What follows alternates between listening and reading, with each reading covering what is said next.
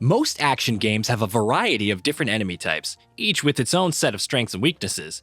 When they all come together in interesting permutations and combinations, it creates a highly dynamic combat system that's pretty fun to engage with.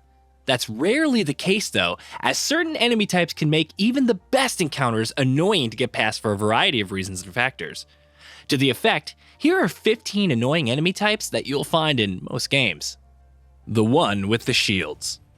While it would make total sense for every enemy to take a guarding shield into battle, most starting level enemies in games don't carry them, which opens up a ton of opportunities to defeat them.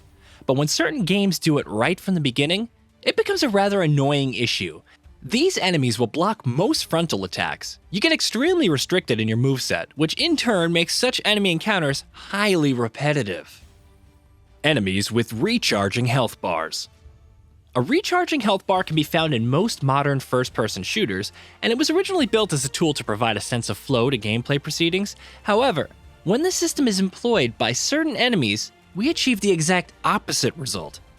Encounters seem to last forever, and pacing gets thrown out the window as both the enemy and player continually hide from each other in an effort to regain precious health points. Repeat this over and over again, and you've got a pretty stagnant game loop. High-level enemies in Destiny and other live service games might just be the worst offenders here. The ones who one-shot you. The best enemy encounter happens when both the player and their nemesis are on a level playing field, and one is able to quickly dispatch as soon as the other lowers their guard.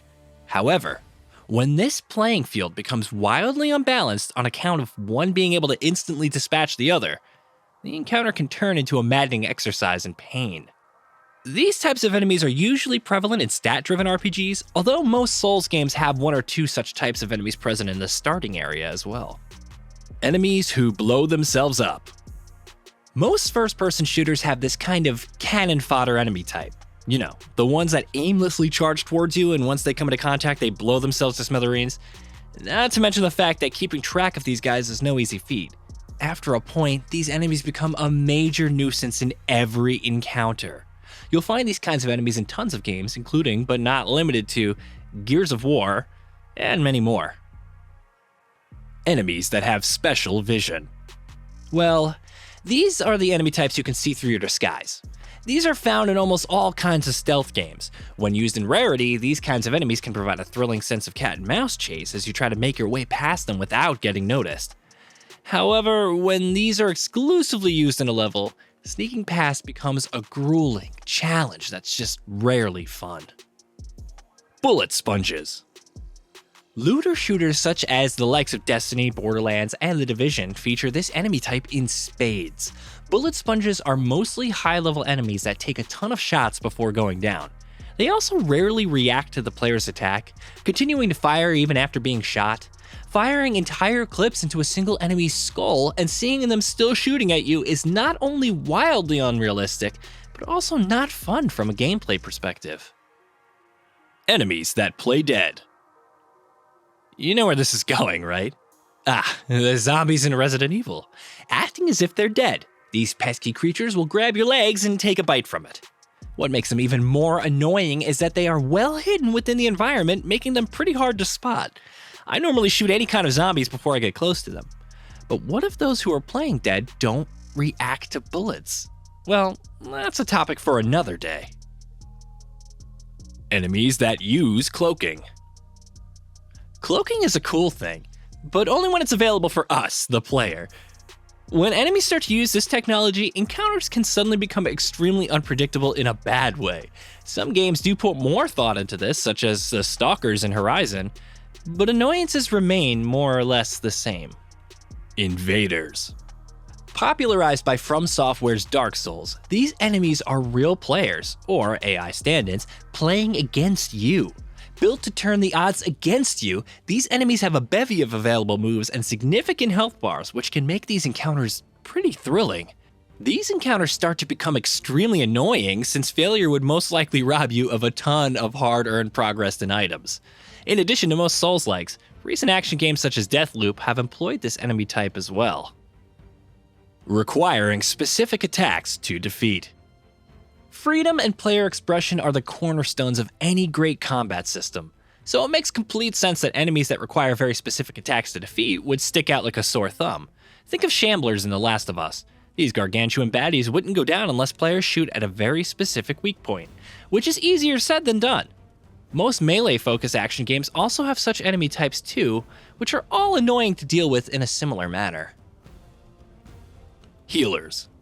Healers can be extremely annoying enemy types, as most of them tend to hang out in the background and buff fellow soldiers with healing spells. They require the utmost attention from the player, asking to make a run towards the end of the arena. If they aren't dealt with at first, defeating cannon fodder enemies is made markedly more difficult thanks to them being constantly healed. Turret operators. Seen in most military shooters, the turret operating enemies don't just seem to catch a break. Constantly pinning you down with endless rounds of machine gun fire, these enemies restrict player movement and divert player attention to a single point, which in turn hampers the flow of gameplay by a significant margin. Swarming enemies. Generally seen in post-apocalyptic games, these enemies who tend to stick in packs are annoying to deal with.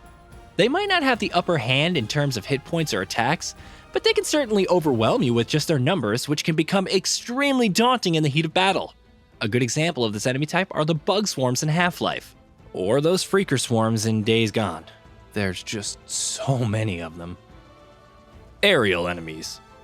Enemies that take to the skies can be extremely annoying to deal with, especially in games where player movement is restricted. Think of the aerial machines in Horizon Zero Dawn, which constantly spew projectiles at you from afar. Defeating these enemies requires hitting shots with extreme precision, all while compensating for their rapid movement tendencies, which is easier said than done. Respawning enemies. While these aren't as prevalent in many games, From Software games do tend to have these enemy types, examples being the skeletons in Dark Souls, or the Mibu villagers in Sekiro Shadows Die Twice. These aren't so hard to deal with the first time around, but they require players to constantly be on the move, which hampers the exploration aspect of many of these games.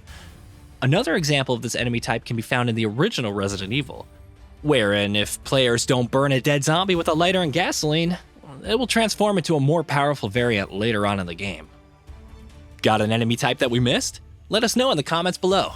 And hey, while you're here, drop a like and check out some more of our videos on the right. Take care guys, over and out.